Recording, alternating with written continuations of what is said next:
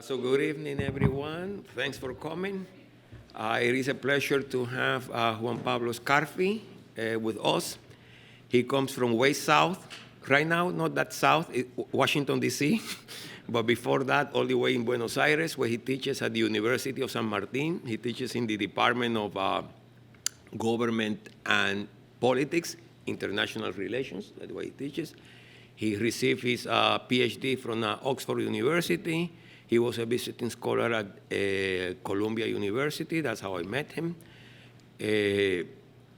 And now he wrote a wonderful book about inter-American relations, the notion of Pan-Americanism and international relations between the countries of Latin America and between Latin American countries and the United States and their aspirations. And what he's going to talk... There's a copy here. There's a copy here. Oh, yeah, it's a wonderful look. Look at that. We're going to accept bids for this after the talk. And in this case, the talk is related to his general work and his new projects. And it's about the formation of the notion and the concept of human rights in the Western Hemisphere. And he's going to concentrate specifically on the formation of human rights during the early Cuban Revolution and as part of the Cold War. If you have seen our poster looks like a Soviet poster of rockets and things like that. But although when we think of the Cold War, we think of the Soviet Union and the United States, the moment, the period, the year, the instant where the Cold War became very hot to the point that it got close to a nuclear war was actually in Cuba, the Cuban Missiles Crisis. And this is more or less the period that he's going to be talking about. So thanks a lot for coming, and welcome. Thank you, Jose. Thanks very much. First of all, I wanted to thank and give my very special thanks to Jose Mocha for this kind invitation to speak at Barnard College here at the Forum on Migration at Columbia University. And I first met Professor Mocha here back 9 years ago in 2011 when I was a doctoral student at Cambridge and arrived to Columbia University here as a visiting scholar to conduct archival research. And in those days, I also gave a presentation at Columbia about the work I was doing on the PhD. Which led to the book that Jose just showed you. Yeah. I made a mistake. He got his PhD at Cambridge, but the book was published by Oxford University. I heard that, but I didn't want to correct anyways. And it's such a great pleasure to be back again here with this, presenting this new research project, and again presenting at Columbia. So I'll give you like a general overview of the topic and the structure of the talk, and which is divided in three parts. So my talk focuses on, as you noticed and Jose showed you, my book is entitled The Hidden History of International Law in the Americas. So today my talk focuses on the hidden history as well of the origins of the Inter-American Commission of Human Rights, which was created in 1959 in the aftermath of the Cuban Revolution. The talk focuses on a work-in-progress paper, which is the first work-in-progress paper within this much broader project on the Cold War origins of human rights in the Americas. I guess this will be possibly the title of my next book. This broader research project is part of I'm now in George Washington University at the Elliott School as a Fulbright scholar, visiting scholar, basically starting this and doing archival work at the OAS archives for this project on the Cold War origins of human rights. So hopefully the book will come out soon, I hope. So the structure of the talk is divided in three parts. I will focus on the roots of human rights ideas in the Americas, and I would be focusing on the connections between geopolitical and humanitarian concerns in the formation of the Inter-American Commission of Human Rights. The talk focuses on the emergence of the Commission, created in 1959, and the process that led to the exclusion of Cuba from the Organization of American States. And, of course, the Inter-American Commission of Human Rights was founded as 7 months after the Cuban Revolution. So we can see here a reaction to the Cuban Revolution.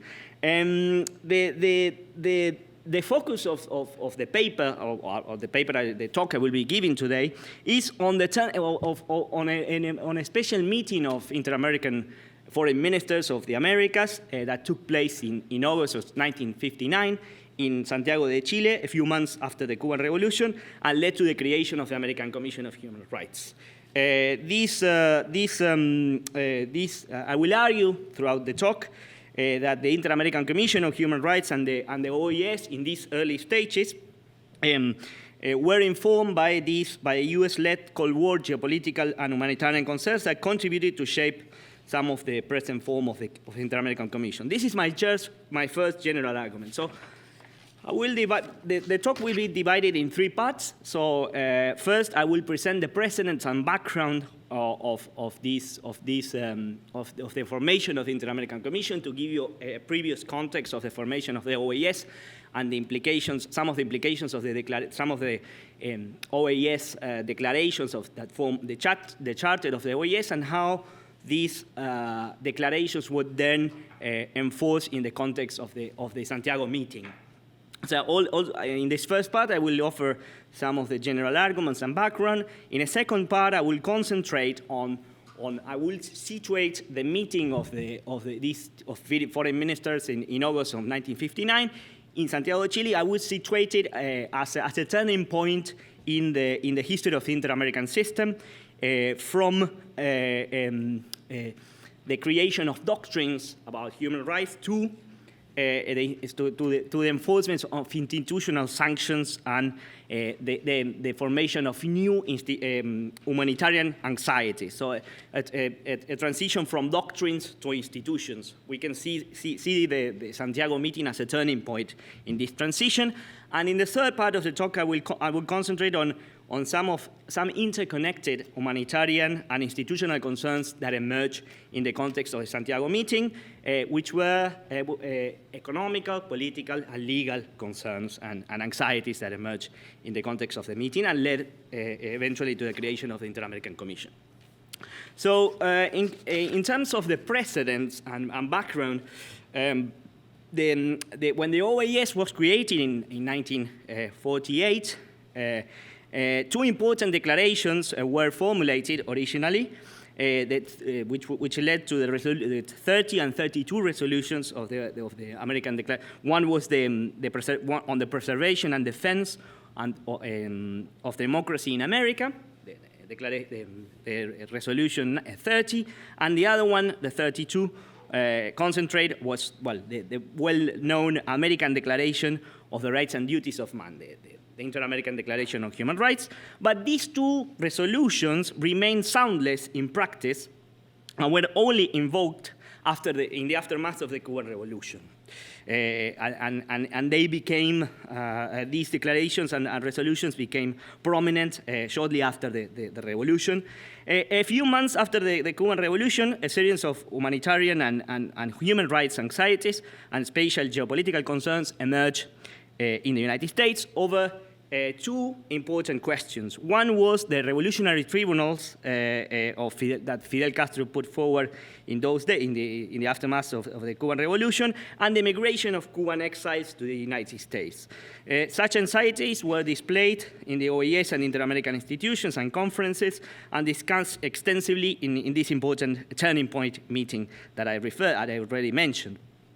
So this led eventually to the creation of the Inter-American Commission. The anxieties were in part provoked by the uncertainties as well generated by the Cuban Revolution, and the fact that revolutions are contingent and unsettled events could not be easily assimilated as such in international legal languages sometimes, and they tend to be often conceptualized as civil wars. The US and inter-American reactions to the Cuban Revolution offered an interesting case for exploring the genealogy of human rights in the Americas and the anxieties for creating institutions to sanction human rights violations. So the revolution was interpreted as a civil war and as a threat for inter-American institutions. And this question of how the difficulties of conceptualizing and making sense of revolution in legal language is a question that's been addressed recently. I'm contributing to a book on revolutions in international law, discussing, it's not about the Cuban Revolution, but it's about the Mexican Revolution and the Russian Revolution and the extent to which international law couldn't really deal with the concepts and couldn't incorporate the concept of revolution into legal languages. A book that will come out, edited by Ann Orford. So the arguments of the talk. So just two main arguments I will present today. The general argument was already mentioned. The talk focuses on this formative period of the Inter-American human rights system and the Inter-American Commission. But the general question I would like to address is how the spatial and legal anxieties posed by the potential impact and dissemination of the Cuban Revolution in the Americas shaped and informed the creation the creation of the Inter-American Commission, and also emerging anxieties for sanctioning what were considered to be human rights violations. So the first argument is that the early humanitarian declaration, and especially the anxieties for creating a more solid institutional framework in order to enforce these human rights, and displayed other inter-American humanitarian sanctions on Cuba for violating human rights and democracy within both the OAS and the Inter-American Commission were informed, and this is the general argument, by US-led Cold War geopolitical and humanitarian anxieties. So I would like to emphasize the connection between these humanitarian and geopolitical anxieties. I would later address why it's important to connect them, and this is related to an argument that I'll be making on the general historiography on the history of human rights, which has emphasized, but tend to emphasize the question, has tend to the link, the connection between humanitarianism and geopolitics. And in this paper, I'm trying to put them together to make a different kind of argument, because the literature has been concentrated on the humanitarian aspects of human rights, the linking from some of these geopolitical institutional anxieties that also come alongside with those humanitarian concerns. So I also argue, and this is my second argument today, that the Santiago meeting was a turning point in the formation of the Inter-American system, in which humanitarian anxieties regarding the need to enforce human rights and create institutions and legal regimes to enforce human rights were deployed and institutionalized in the Americas, displacing certain doctrines that were important in the formation of the Inter-American system in the early 20th century, essentially displacing the principle of non-intervention, which was considered an important ideal of American international law, which I already discussed in my previous book. So this Inter-American principle clashed to some extent with the notion of humanitarianism in the context of the Santiago meeting. But the Santiago meeting led to the displacing of the principle of non-intervention and the enforcement of institutions. So we see a transition from doctrines to institutions in the Inter-American system in the context of Santiago meeting, and the Santiago meeting should be seen as a turning point in this transition. So what is the contribution? And one of the things I would like also to address, the conceptual and historiographical contribution that I'll try to make with this paper. Humanitarianism has long been deployed to justify a series of ideals, institutions, and practices. It has been deployed to justify and legitimize interventions, humanitarian interventions, essentially. It has also been deployed to legitimize situations of semi-colonial rule. Often the humanitarian ideals were invoked in reference to the Platt Amendment that was enforced in Cuba from the Cuban-American War up to the 30s, 34, when it was derogated. Also, humanitarian ideas had been enforced have been deployed to justify geopolitical projects, but also the creation of institutions. And in this case, in this talk, I will be focusing on the ways in which humanitarians have been deployed to create institutions, and how it has been invoked as a foundational core of human rights.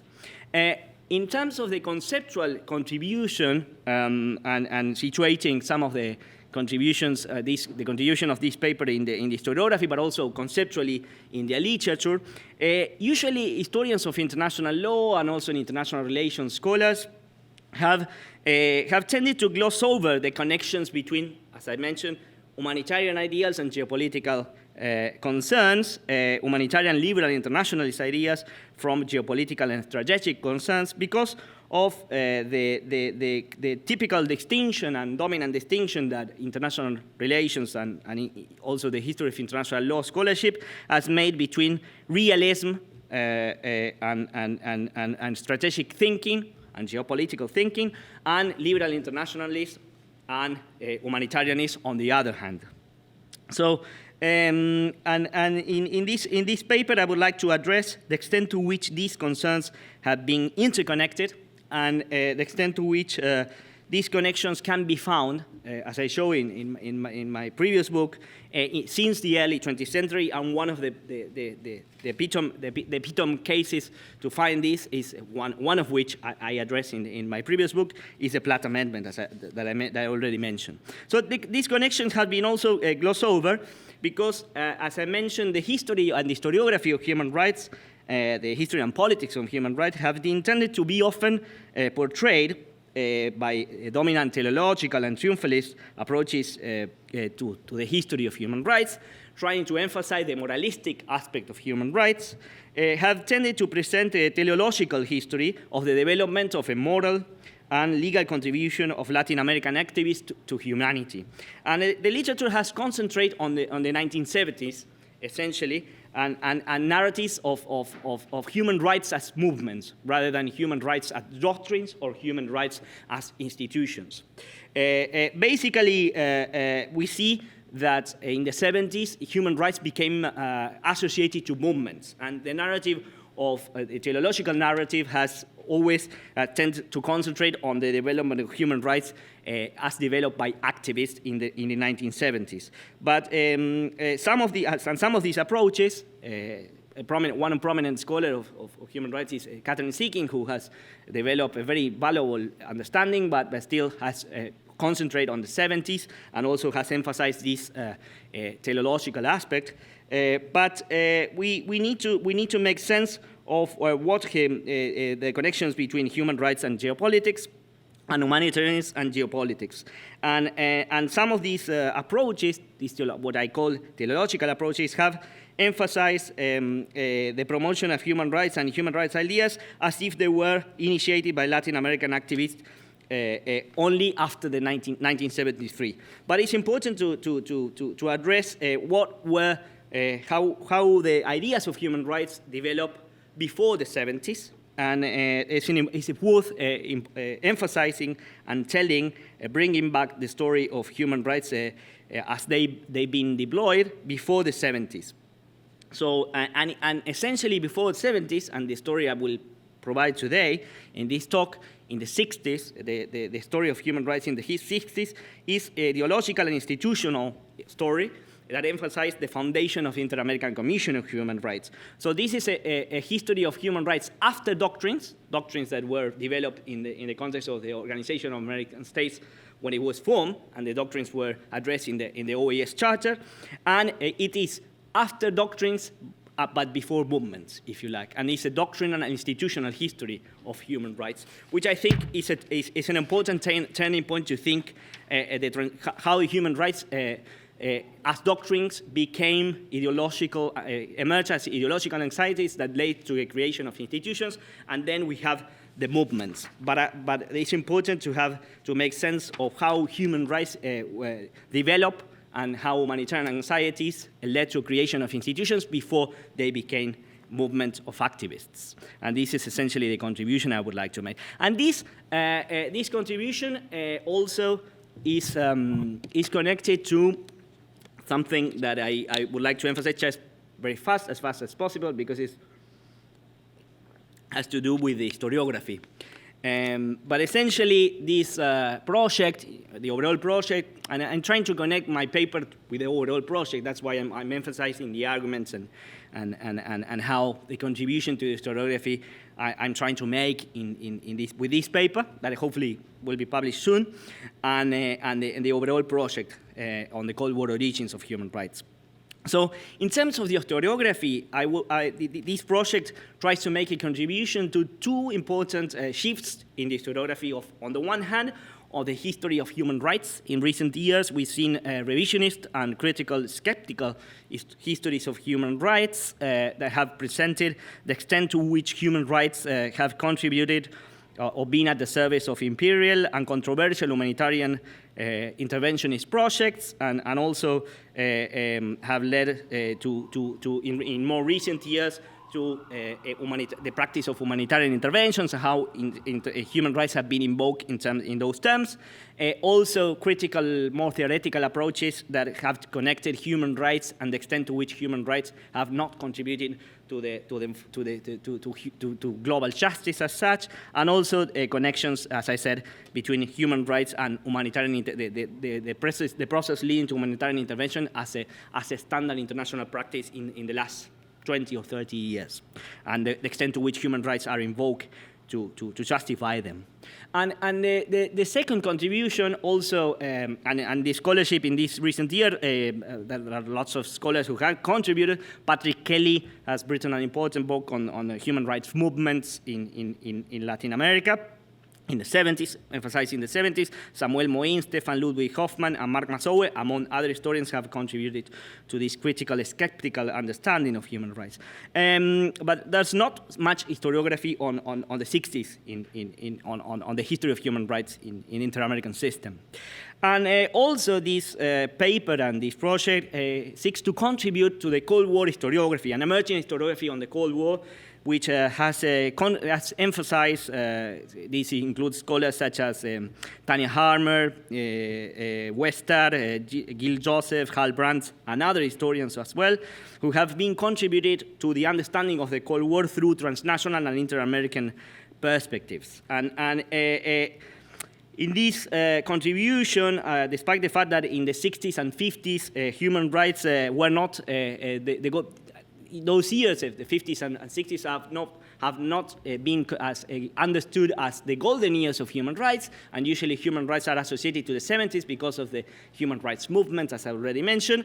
Basically, in the 50s and 60s, we can see that human rights began to be established as a dominant policy through ideological and institutional important transformations that I would like to address, and one of which is the foundation of the Inter-American Commission of Human Rights in the aftermath of the Cuban Revolution, and in part as a response to the revolution. So in the 60s, human rights continued to hold considerable appeal for the Americas, since this was also the formative period of the Inter-American human rights system, where the Inter-American Commission on Human Rights was built, and also in the context of the Santiago meeting in 1959, the project of the Inter-American Human Rights Court of Justice was also addressed. The court, of course, was created 20 years later, but the project of the court also became important and widely discussed in the Santiago meeting. So in the second part, just go to the second part of the presentation and the talk.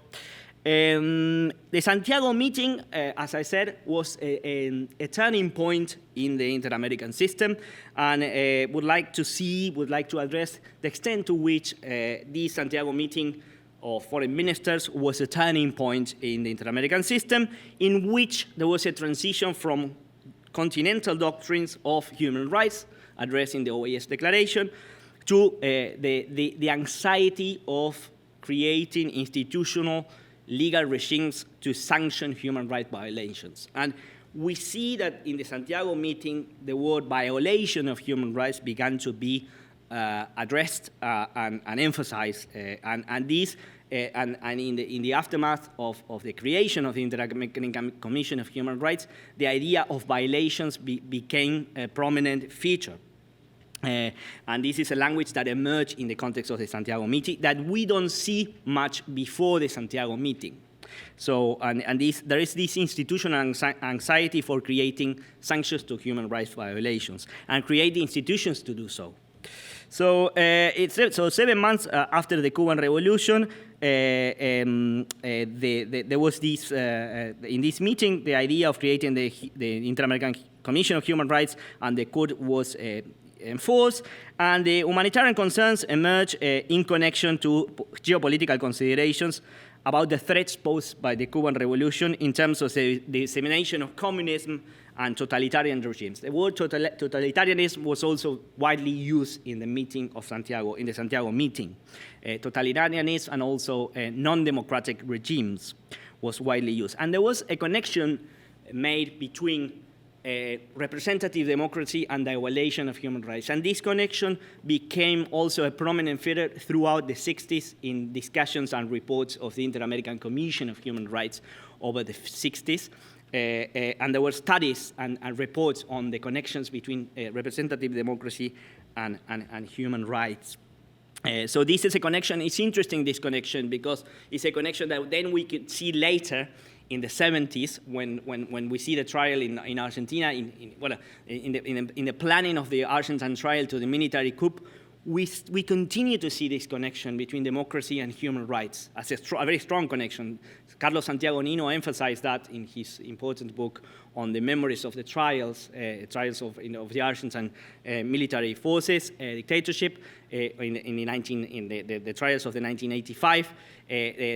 That connection between democracy and human rights is presented as a new idea, but this idea was previously discussed widely, and there's been important studies written by members of the Inter-American Commission, one of which was the American member of the Inter-American Commission, and a guy named Durward Sandifer, who wrote important books connecting the ideas of democracy and human rights. And this emerged essentially in the context of the Santiago meeting.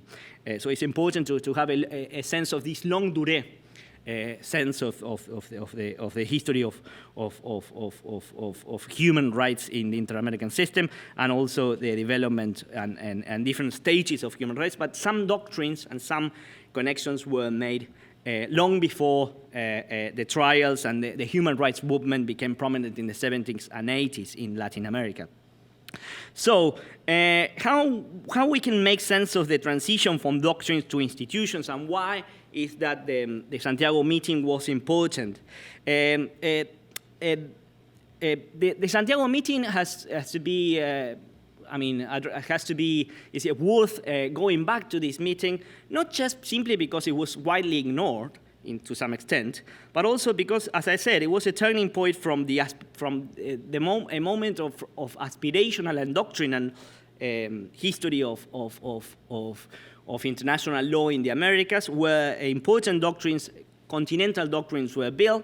As I already mentioned, an important one was the doctrine of non-intervention and sovereignty, which was developed in 1933 in the Montevideo Conference, and also was part of the IAHRC Charter, and a moment that gave birth to a more institutional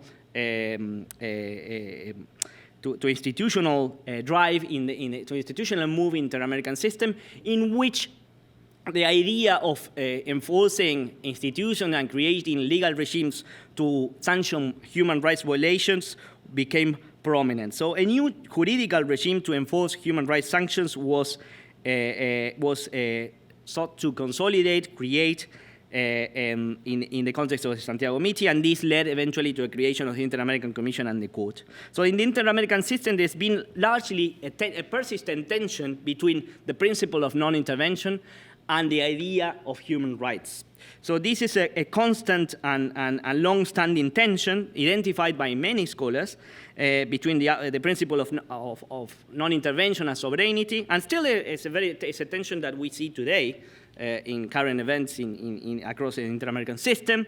I'm not going to refer to those, but you can see the layers of those, and there's still a long-standing tension. And we can see in this Santiago meeting how these two ideals clash strongly with one another in that meeting. The reactions provoked to the Cuban Revolution at the Santiago meeting were foundational moments in which these two aspirations, non-intervention and sovereignty on the one hand, and the enforcement of human rights on the other, clash strongly with one another.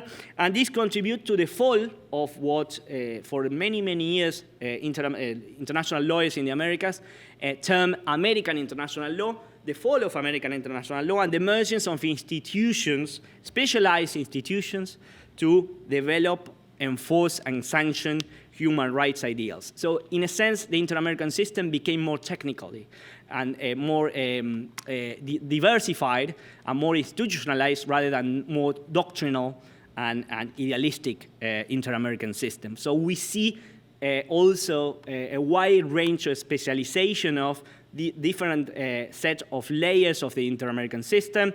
This is a very formative period in which we see also the formation of the Alliance for Progress, so the specialization of the inter-American systems in a wide range of spheres, if you like. So even like legal doctrines and legal ideas and legal sanctions were specialized in a very wide range of institutions. So the Inter-American Commission of Human Rights was one of these institutions. Also, we had the Inter-American Commission of Women, and the Inter-American system began to develop in a very sophisticated way. So the Inter-American system becomes more institutionalized and specialized in this period.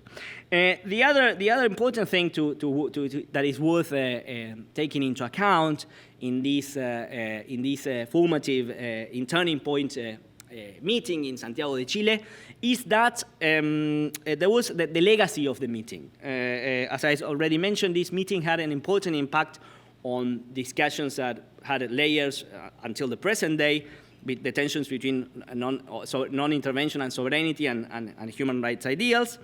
And the legacy that we can see is that exploring these critical instances of the 50s and 60s is very important, because they can be seen as preliminary stages in which a growing humanitarian anxiety for the creation of institutional and legal regimes of sanction of human rights violation and legitimizing humanitarian interventions began to emerge in the United States, today a global leading promoter of human rights, by the 70s, and also of humanitarian interventions in the name of human rights in the 90s and 2000s. So these anxieties were first projected at the OAS and Inter-American system in the 50s and 60s, and were then to be projected globally by the end of the 20th century and early 20th century. And the Inter-American system was an interesting institutional framework through which these humanitarian anxieties and leadership of the US was projected in the 50s and 60s, and then projected globally much later in the end of the 20th century and early 21st century, until these days. So the third part of the talk, I would like to concentrate on some of the implications and some of the languages that emerge more specifically in the context of the Santiago meeting. So I will refer more explicitly now to the Santiago meeting. I've been mostly addressing some of the conceptual and historiographical contribution that this paper and this overall project seeks to make. So and this is the third part, is about the humanitarian spatial concerns that emerged in the context of the Santiago meeting. And these concerns were interconnected. There were political, legal, and economic concerns. And also we can think of metaphors that were that emerged in the context of the meeting and the language that emerged in the context of the Santiago meeting. So initial concerns had to do with, as I already mentioned, there was an explicit reference to the revolutionary tribunals created by Fidel Castro to condemn officers and collaborators of the Batista regime, and the language of human rights was deployed at the Santiago meeting.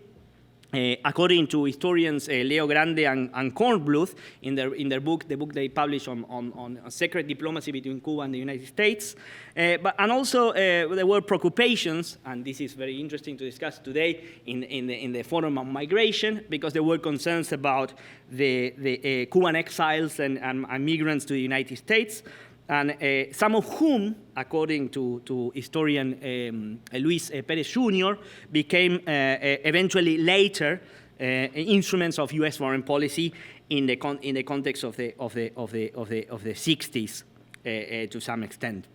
Some of whom in the very controversial context of the buy of pigs and all the context of the Cuban Revolution, the implications that it had in the 60s. So in the Santiago meeting, a series of spatial and geopolitical Cold War allusions were made to this open of quotation, situations of international tension in the Caribbean region, and the threats posed by international communism, totalitarianisms, and the need to advance the eradication, the opening of quotation, of many forms of dictatorship, despotism, oppression, tyranny, and anti-democratic regimes in the Americas, end of quotation. So another reference was made also to situations where the principles of human rights and representative democracy were not respected, as I said, here at the Santiago meeting, and then later in the 60s in reports of the Inter-American Commission. I've been looking so far in the last few months here in Washington at the OAS archives. We see studies and reports tracing these connections between representative democracy and human rights, which is, I think, is an extent to which they were not respected. Also, references were made to migrations and the threats or the problems provoked, and again, open of quotation, provoked by recurrent and serious political tensions between the state from which migrants depart and the one that receives them, end of quotations. So all in all, the main concerns and the main preoccupation that motivated the creation of the Inter-American Commission of Human Rights and eventually the court, I mean, the court was created, as I said, 20 years later, but the need to create the court was asserted very fiercely at the meeting, and the need to create a court to sanction human rights violations. The anxiety of creating the court became prominent in the context of the meeting. So one of the main concerns that emerged, and I've been sort of referring to, is how to legitimize and enforce the respect of human rights without violating the principle of non-intervention. This tension was at the core of the meeting, and how can human rights be enforced without violating the principle of non-intervention, and how we can make human rights violation sanction at the same time without violating the principle of non-intervention. So this tension emerged, and the idea of sanctioning violations without contradicting the principle of intervention became incredibly prominent and widely discussed. So this tension created important humanitarian anxieties, and these humanitarian anxieties were resolved at the meeting by creating a legal regime and institutional framework, the Inter-American Commission of Human Rights, to enforce human rights violations and to create the conditions to produce sanctions to these violations. And this became a very important feature, because in the context of in the 50s, in the mid 50s, what we see, for example, in the context of the socialist regime in Guatemala, we see a unilateral intervention of the United States in Guatemala in 1954. And back in 1954, and this unilateral intervention of the United States in Guatemala was highly controversial and created a great deal of resentment in Latin America. So we see a shift in U.S. patterns, and through a more multilateral approach to the enforcement of human rights violations and creating the conditions to sanction them. With the alliance, of course, of many Latin American countries, and of course, the Santiago meeting was an initiative developed in the inter-American system as a whole. But the strategy led to the exclusion of Cuba. But the interesting thing is that what was with Guatemala an unilateral intervention in the context of the Santiago meeting, what we have is like the Santiago meeting eventually led to the exclusion of Cuba.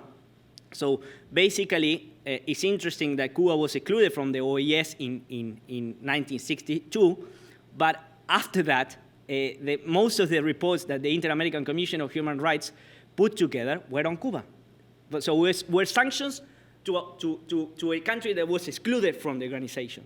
So it produced 4 reports in the course of 8 years. It's the country that had more reports from 62 to 1970, and at the same time, it's a country that is not part of the Inter-American system. It's not part of the Organization of American States. It's an interesting paradox, but it's an interesting move from unilateral intervention to multilateral exclusion and sanctioning, if you like, which I think is worth paying attention to this transformation, and I think it's essential for the history for readdressing or reimagining the history of the Inter-American system in a different way, emphasizing and also bringing back the importance of this Santiago meeting, which I think it has been largely ignored in the literature, precisely because human rights histories have been very much teleological, and they have the link human rights ideas because of the moral implications that they have from concrete political events that would challenge those ideas to some extent. So invoking what we see in the context of the Santiago meeting is that there were initial concerns and metaphors that emerged immediately after the Cuban Revolution. The Cuban Revolution took place in 1959, and there was an emerging concern in the US, as I said, about the revolutionary tribunals Fidel Castro put forward, and also, as I said, about the human rights violations. So, what we see in the meeting is also a concern about the unfulfillment and violation of human rights, and also the need to put forward measures and sanctions to sanction violations. So essentially, what we see as the invocation of language, but with the need of putting forward sanctions, we see an invocation of the OAS Charter, but an invocation that asserts the need to create legal regimes. So it's not just an invocation of doctrines, it's an invocation of the implication of those doctrines and the need to enforce those doctrines with institutional sanctions. So a series of humanitarian concerns and metaphors were deployed at the Santiago meeting. Essentially what we see is an invocation of the American Declaration. The OAS Charter was invoked and will continue to be invoked throughout the years in the context of the formation of the Inter-American Commission of Human Rights. We see an invocation of the OAS Charter and also anniversaries. There is a very important anniversary of the declaration in 1968 that led to the publication of some of the reports and a series of books of the reports of the Inter-American Commission. So the Inter-American Commission also created the need to celebrate the anniversaries of the declaration. So it was an institutional move also to celebrate and make sense of the need to enforce those ideals into institutional practices, if you like. So the American Declaration was invoked, and there was also invoked the need to create a juridical regime in order to protect individual liberty and social justice. I mean, opening a quotation. Founded in the respect of the essential rights of man, this is an invocation of the declaration, and also the recognition, again the declaration, of the intrinsic dignity and equal and inalienable rights of the human person, end of quotation. So we see an invocation of the American Declaration and the need to enforce it, and also we see connections between economic language and legal language, and we see an interesting concern about this, where human rights and humanitarian language will also be connected to the question of economic underdevelopment. A connection was made between political instability and economic underdevelopment, and how economic underdevelopment could lead to challenge the preservation of democracy and human rights. Again, the American Declaration was invoked to make sense of this connection, invoking the idea of the rights to health, welfare, education, culture, and to work for a just remuneration and social security. These anxieties were connected and informed deeply the creation of the Inter-American Alliance for Progress that was created in 1963. And we see some of these concerns connecting political instability with underdevelopment emerging in the context of the Santiago meeting. And one can see the layers of some foundational ideals that became prominent with the with the creation of the Alliance for Progress. So interesting to see how the Santiago meeting also gave birth to many important concerns of the Inter-American system at a time when the Inter-American system began to develop the concern of creating a series of very important institutions at that time. So it's a very important moment foundational moment for institutional building, the Santiago meeting. And we need to see the Santiago meeting as a moment for institutional building. It's also interesting that when I've been looking in the last 2 months to the council meetings of the Organization of American States and how the language of humanitarianism emerged in connection to all these discussions about economic underdevelopment in the question of the creation of the Alliance for Progress, but we also see discussions in the Council of the Organization of American States proceedings, concerns about the creation or the connection between underdevelopment. So the language of humanitarianism and human rights is all over the place in the different layers and institutions of this of the Inter-American system throughout the 60s. So what emerged in the Santiago meeting then gave birth to a lot of institutional concerns, and human rights language and humanitarian language also inform many institutions, not just the Inter-American Commission of Human Rights. So just to give you a sense of the importance of the humanitarian language that emerged in the context of the Santiago meeting and also inform other Inter-American institutions. So this is a very important turning point, as I see it, for the creation also of the Alliance for Progress. And again, like many other institutional, it's a period of institutional formation, and the Santiago meeting is crucial for that. And also an interesting reference is made in the context of the meeting to creating standards of living and creating conditions for economic cooperation through the liberalization of international trade, emphasizing the need to incept foreign investment and capital. So the Latin American countries, and the reference was Latin American countries, not countries in the Americas, in the context of the question of underdevelopment, could increment the internal productivity, increase their income through exportations, and improve the standards of living of their citizens. So there was this concern that emerged there, and we can see a foundational moment of the creation of the Alliance for Progress in the context of the Santiago meeting, and some of the concerns that will lead then eventually to the creation. So the reactions to the Santiago meeting were different from some Latin American countries, such as Uruguay and Argentina, and the United States. The meeting created contending reactions. On the one hand, Argentina and Uruguay had reserved for the creation of the Inter-American Commission of Human Rights, and essentially Argentina didn't have any member in this formative period of the first 10 years of work of the Inter-American Commission. There wasn't any Argentine important prominent jurist working for the Commission.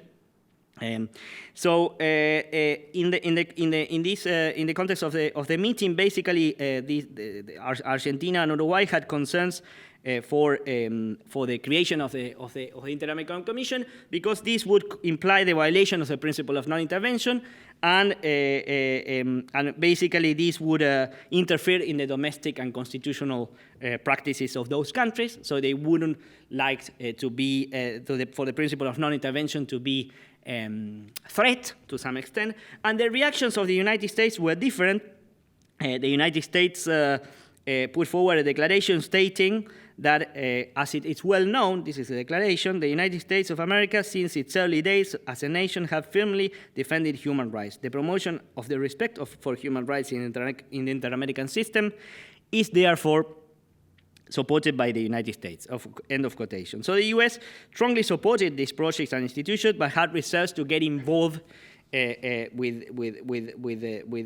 participate and address the implication that this would have for the internal politics of the United States. So this also had to do with the question of the importance of US exceptionals in human rights and inter-American multilateral commitments, that it was essentially a long-standing feature of the United States within the inter-American system.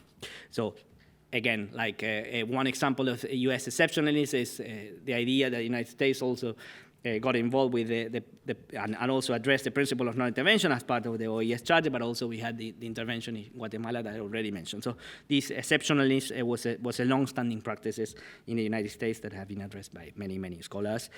So just three conclusions and I would like to have a discussion, and I would address questions. And I'm very happy to do so, because it is a very much a work in progress paper that I hopefully will be published soon on the Santiago meeting, and this is a broader project in which I'm very welcome to discussion and comments and observations. So, three conclusions. It's important.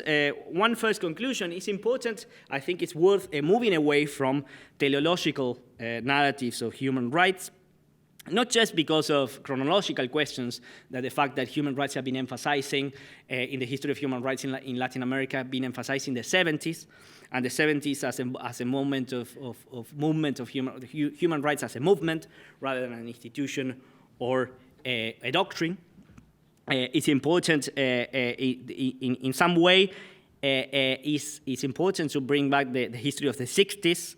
And it's worth connecting and reconnecting the roots of humanitarian ideas with geopolitical concerns as they emerge in the early Cold War period, and how these geopolitical concerns contribute to shape humanitarian anxieties and create the legal regimes to enforce those humanitarian anxieties. So the defensive reaction to the Cuban Revolution led to it was an important defensive reaction that led to the creation of these legal regimes and institutions, and the anxiety to create them and enforce human rights violations through the Inter-American Commission of Human Rights, and then with the court that was created 20 years later, as already mentioned. So, second conclusion, there were interconnected humanitarian institutional anxieties, economic, legal, political, that's what I already mentioned.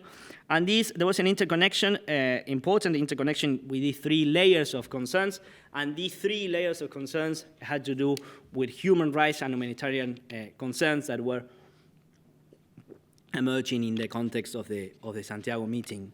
So essentially, one of which was the connection between human rights and representative democracy, that, as I already mentioned, in opposition to totalitarianism. So basically, how we can produce, how we can create, enforce human rights violations by creating the conditions for the defense of the representative democracy all over the Americas. Also, a connection was made between the protection of human rights, the individual dignity of the person, of the human person, with the question of underdevelopment and political instability. So human dignity, underdevelopment, and political instability were connected. And also the poverty and marginality were regarded as a threat to for the deterioration of the living standards of human rights, of the human person, and the need to liberalize trade relations and economic cooperation.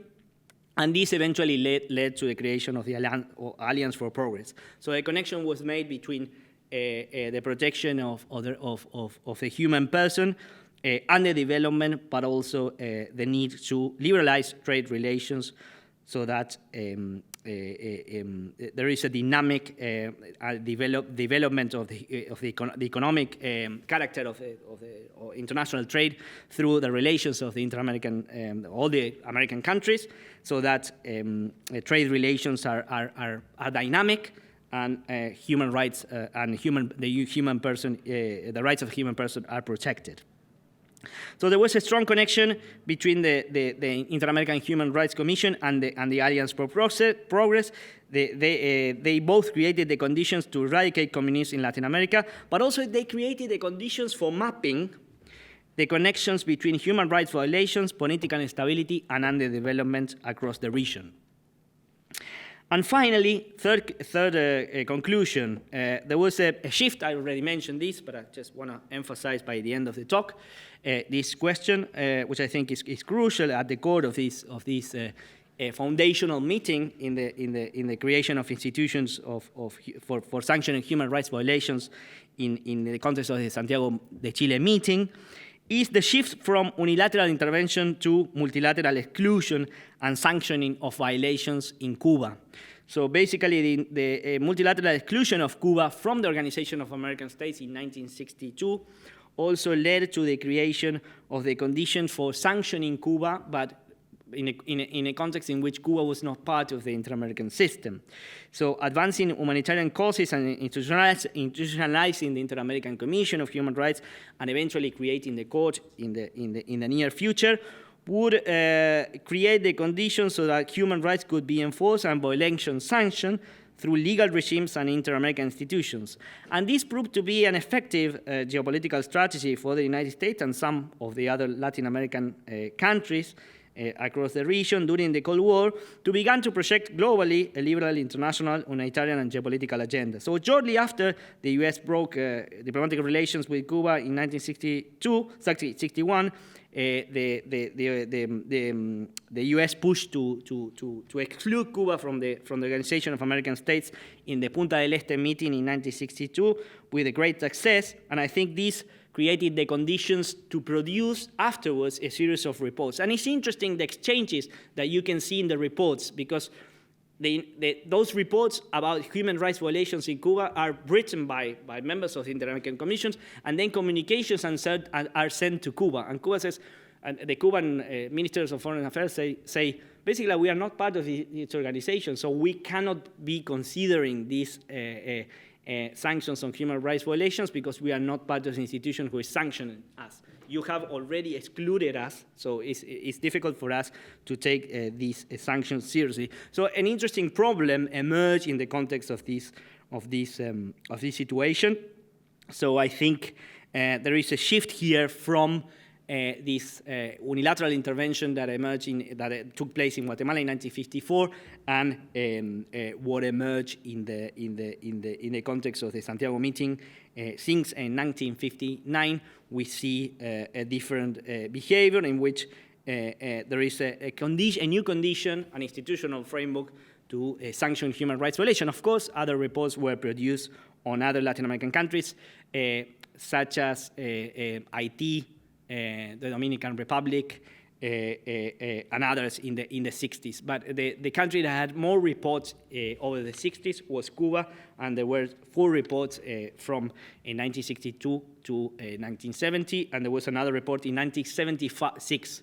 So in 1976, we see a shift in the reports, and there are more reports about dictatorships and less reports about human rights violations. So we see a shift because there are 3 reports on Chile, which are about dictatorships, and the Inter-American Commission of Human Rights begins to work with a different approach, more concerned about dictatorships rather than human rights violations in the context of serious humanitarian threats and serious humanitarian problems in certain specific countries. So we see in the 60s a strong humanitarian concern about human rights violations, and we see in the 70s, a more deep concern about democracy protection and the connection between democracy protection and human rights violations. So how dictatorships would lead to human rights violations was the framework that emerged in the 70s. And this also had to do with the fact that the new president of the Inter-American Commission was another one. And Fraga also put forward an approach that emphasizes the need to sanction human rights violations in the context of dictatorships. I stop here, and I welcome comments, considerations, questions, and whatever emerge, because I think this will be very helpful for this project. Yes, sure.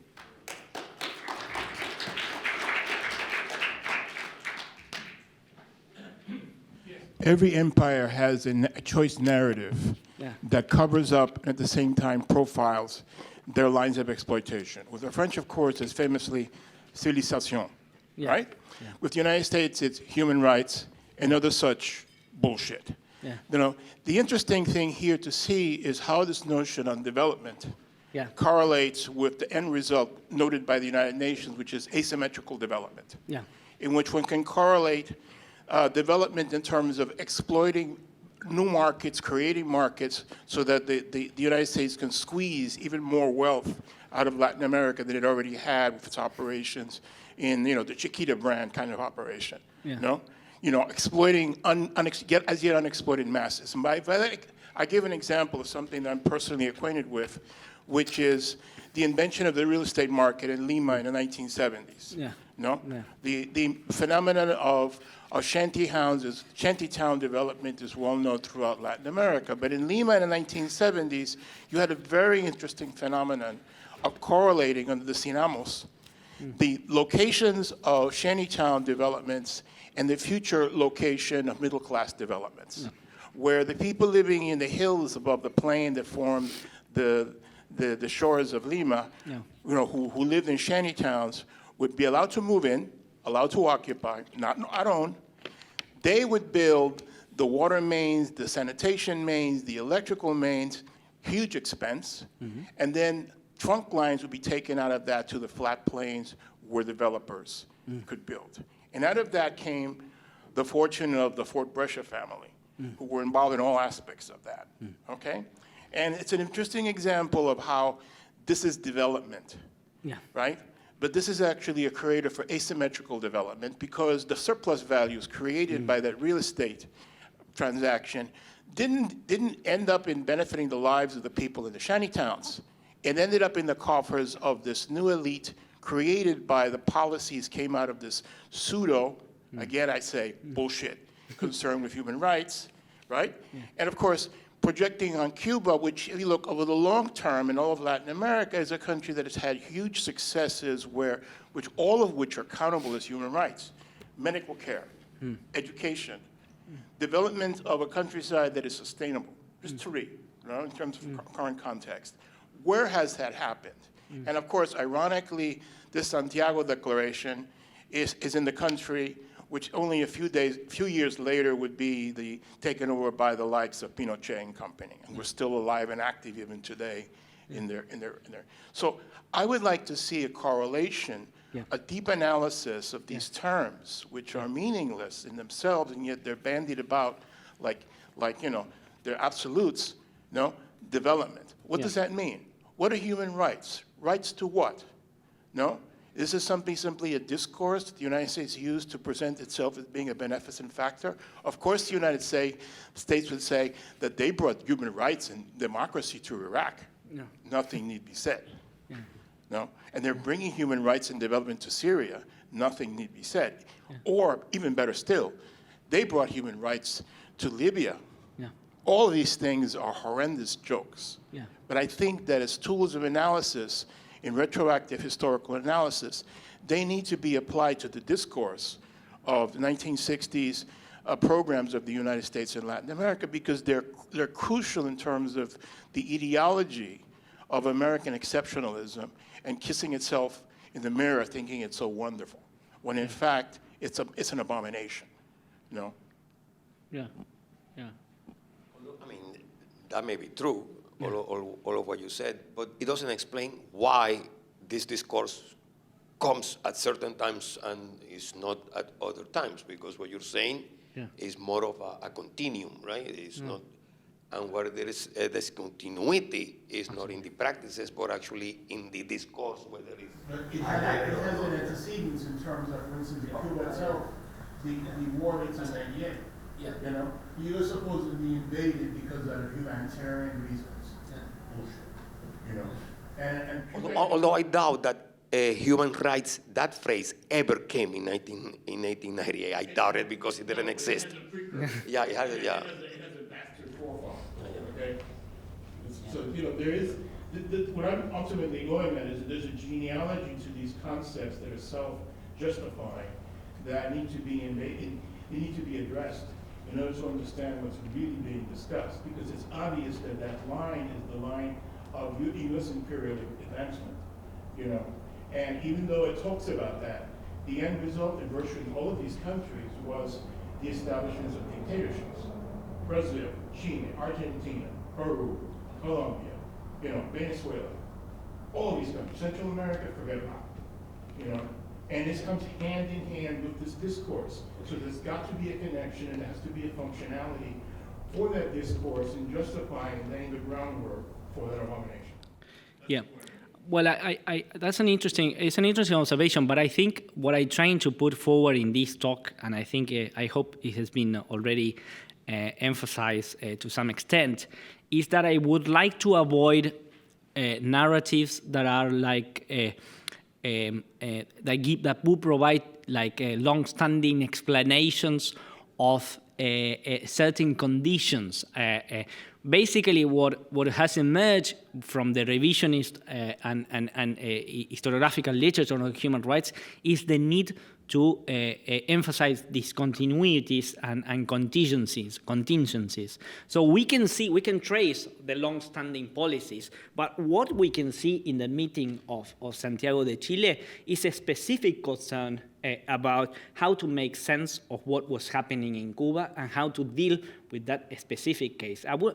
Then we can see how those layers can be used in different contexts, and they can be employed and deployed institutionally for different purposes in different conditions. Then we would have the Alliance for Progress from 1963 and would become to operate in a certain pattern.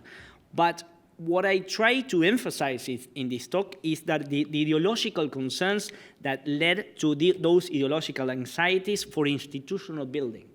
And I think the anxiety for institutional building, so creating the conditions for development and connecting underdevelopment with the threat for individual dignity of the person and the welfare of the person, was a concern that was enforced to create a certain institutional pattern that would provide, and this was explicit, to Latin America the conditions for development so that individual dignity of the person can be respected and the dignity of the person can be taken into account. And I think that's the way in which was enforced in that specific context.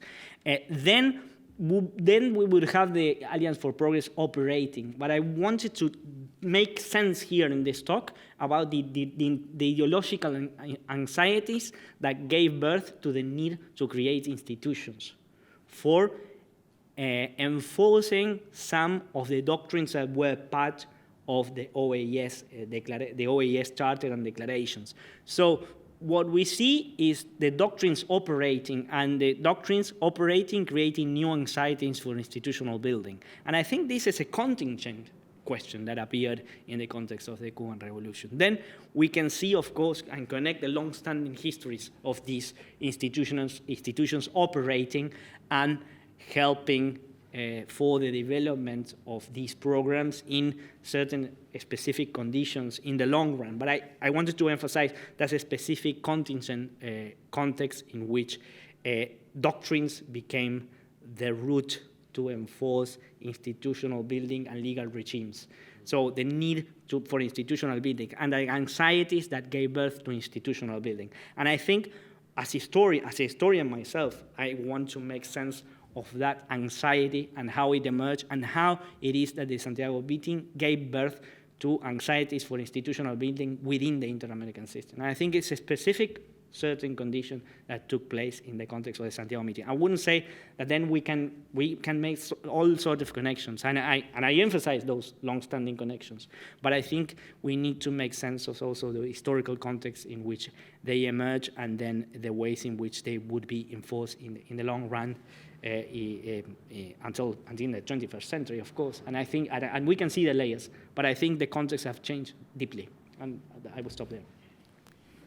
Hi. It's kind of related with what he said. I understood that you are proposing to see this human rights movement of the 70s as an aspirational movement.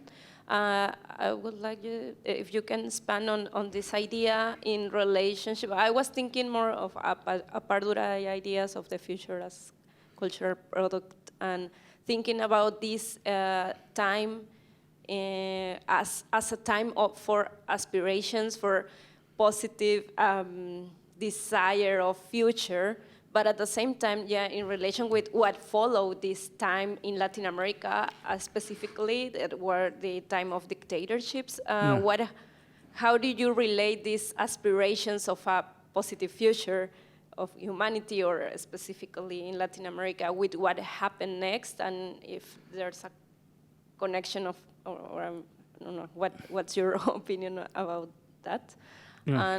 And the other one, yeah, maybe is not so related with your specific topic of the Cuban Revolution, but how do you relate also the human rights with the movement of civil society, for instance, with the Madres de Plaza de Mayo, and all these social movements after dictatorships claiming for justice that didn't come from the state or from the institutions, but from the civil society?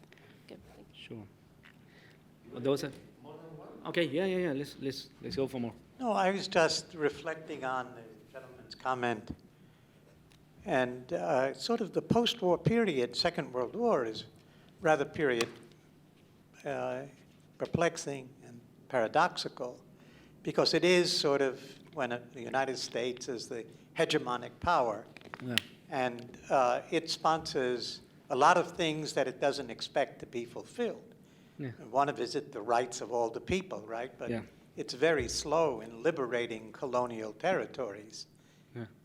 But the paradox here is that under the aegis of the United States and its opposition to what it sees as an inimical movement in Cuba, creates an institution for human rights. That human rights is, I don't know who the countries were, which countries were, that voted for the proposal to ban Cuba, whether they were all lackeys of the United States, or were they sort of independent, worrying about their own countries, right? And then secondly, I remember the late 60s, mid-60s in Brazil, when my friends were arrested and tortured. And then I remembered seeing Brazil get worse in 1969, and then I saw Argentina, Uruguay, Chile heading it, all falling to military dictatorships. And paradoxically, that institution that was created in the context of the Cold War and American hegemony becomes an instrument for opposing many of the military dictatorships that the United States supported. So I just wanted to point out what I saw to be the complexities of the era. Absolutely. And I'm reminded of Jimmy Carter in 1975, in the 70s. And I remember that he and his wife went to Brazil under the military dictatorship, and their point was to discuss with all of the opposition forces, from the Catholic Church to I don't know what other movements. So, you know, the analysis has to be both broad as well as concrete. You can't prescind from data. You can't prescind from certain realities, but you shouldn't box them up into a theory. I'm not saying you did. Yeah. I'm just sort of looking Absolutely. at my own way of doing history. Yeah, absolutely, absolutely. So that's all I wanted to point out. I thought you might have touched upon that in your talk. Yeah. And also, I was, just one other point. Yeah. I don't want to take up, I mean, you know, Yeah. you're the students. You should be pulling these questions Yeah. out of the air. Now, the thought escapes me. It's okay. Time to go. Oh, I know what I wanted to ask. Okay. You. I mean, what is interesting in the 70s, Yeah. right? It's precisely because 1968 happened on this campus Yeah. and campuses all over the world. Yeah, sure. And it said, a pox on both your houses, on liberalism that hasn't delivered, on the Soviet Union which hasn't delivered, Yeah. and we people in the third world want to be free. Yeah. Right? That was 68. Now, out of that came lots of interesting organizations that ran with the ball for human rights. I'm thinking of Amnesty International. Yeah. It sort of begins defending dissenters in the Soviet Union to embrace dissenters everywhere, Yeah.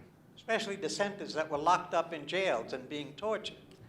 Yeah. So, I mean, Amnesty was there, and I don't know how you see that in your analysis as a repercussion of a changing world context, of the fact that in the 70s, the OAS moved along the lines to oppose dictatorships where it could. Yeah. Sorry for the long installation. Just adding to that, actually, we have to remember that this Inter-American Court of Human Rights Yeah. have recently criticized heavily the United States because of racial inequality Absolutely. and Absolutely. police abuse. Yeah, And so, yeah, sure. so it has a long history that goes. Yeah. Absolutely. Yeah, precisely. Well, there are lots of interesting observations. Let me start with the first question.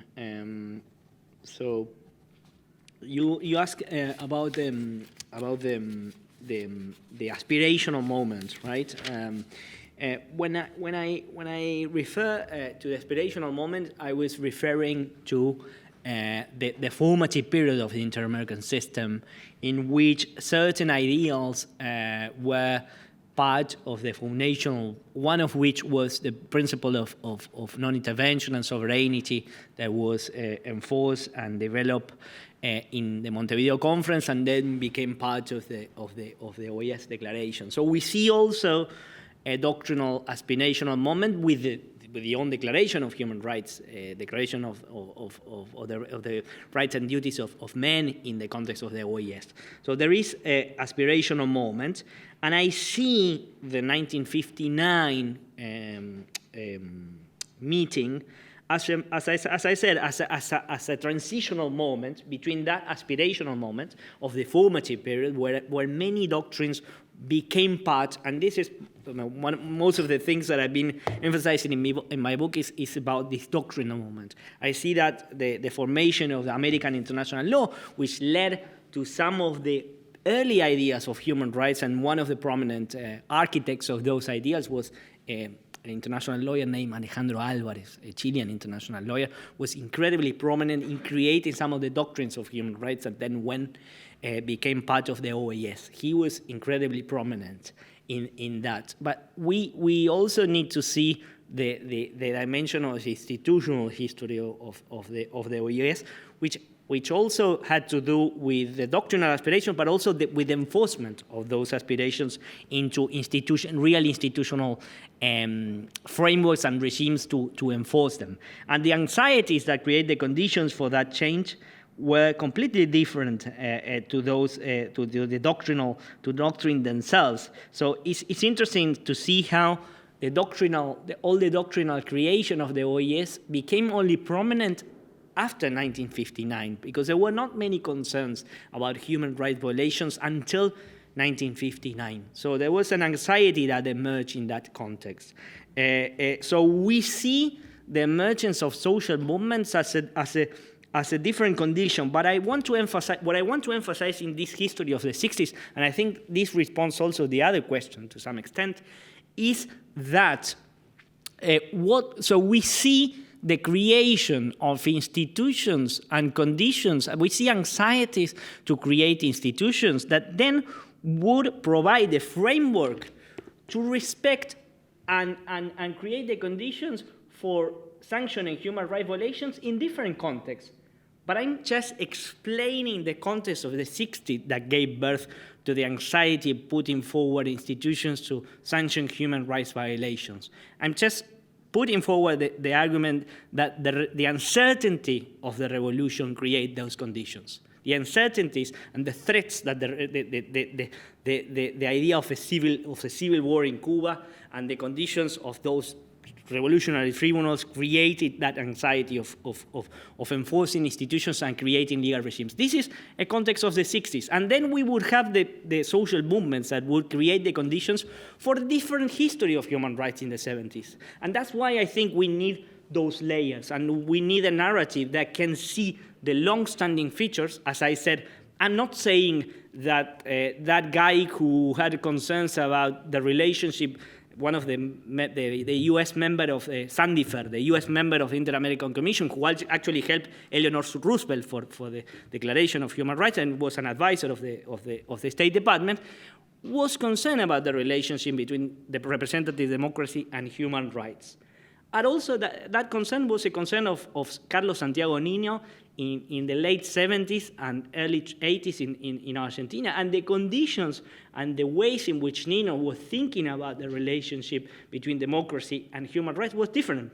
But he had the framework. He had Sandifer there. There was a framework. There was a tradition built. And the tradition was built and was created under the conditions that the 1959 meeting created. So that's why when we write histories, we need to make sense of those different layers of the different epochs and the different usages of these frameworks that the different contexts provide for having different approaches to human rights. So the approach of human rights in the early formative period of the Inter-American system had these connections with the uncertainties created for the Cuban Revolution, and then we would have the social movements. But those two are histories of human rights, and they are valid histories. And those two narratives, that's why as I've already mentioned, the work that has been done on the 70s is really important, but it's not enough. We need other histories, we need to make sense of the long evolution, the long-standing evolution with the nuances of those transformations across time. And that's why I wouldn't like to reduce the argument of the connection between democracy and human rights as a long-standing argument that never changed. It changed sharply. It was not the same Sandifer to Niño. We don't see the same ideas. We don't see the same aspirations. And 1968 was a turning point moment for of course, the new left movement emerged with a different approach. And of course, it's a period in which the critiques to a different kind of rigid system in the Soviet Union and the difficulties that emerged among a great deal of people within the left in the 60s to criticize that rigid totalitarian, if you like, or wouldn't be the right word, but that rigid approach to communism was criticized, and that renovated the left, along the lines with human rights and more emancipatory ideals, which also came along with ideas of human rights. And that's how human rights ideas began to be associated with progressive ideas. But also we see progressive ideas of human rights in Alejandro Álvarez, when he created the conditions for creating some of the Declaration of Human Rights in the 40s and 30s.